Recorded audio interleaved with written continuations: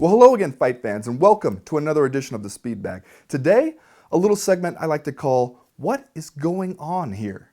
Now, this one goes out to pretty much every UFC champion because I don't know if you've noticed, but the year of our Lord, 2015, has been a year of major upheaval for UFC champions pretty much across the board. We have the 10 current UFC champions, 7 of them won their belts in this calendar year alone. And the 8th, Robbie Lawler, he won his in December of 2014, missed it by a matter of weeks, really. Really, the two OGs of the UFC champion game right now, Demetrius Johnson and TJ Dillashaw, two fighters competing in divisions that didn't even exist the last time Brock Lesnar was a UFC champion. So what is the reason for all this change at the top of the divisions?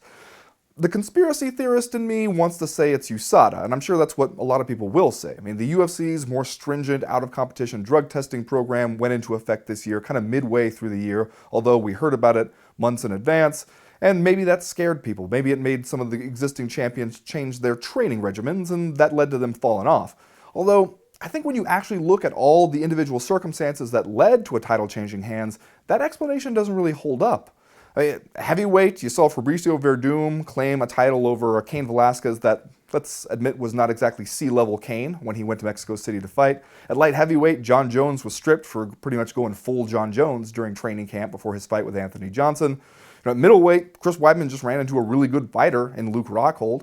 At welterweight, Robbie Lawler and Johnny Hendricks, those guys could probably fight 10 more times and come out more or less even. You could go down the list, and there seems to be a pretty good reason why every single champion lost their title or every single new champion gained a title.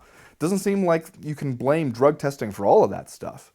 It does seem, though, like if I were Rafael Dos Anjos, who puts his UFC lightweight title, another belt that was won in 2015, on the line this weekend at UFC on Fox against Donald Cerrone, I might be extra wary, especially because Cerrone hasn't fought in about 7 months, which for him is like the equivalent of forced bed rest. He's going to come in there fresh, and probably with a pretty good game plan, courtesy of Jackson Winklejohn.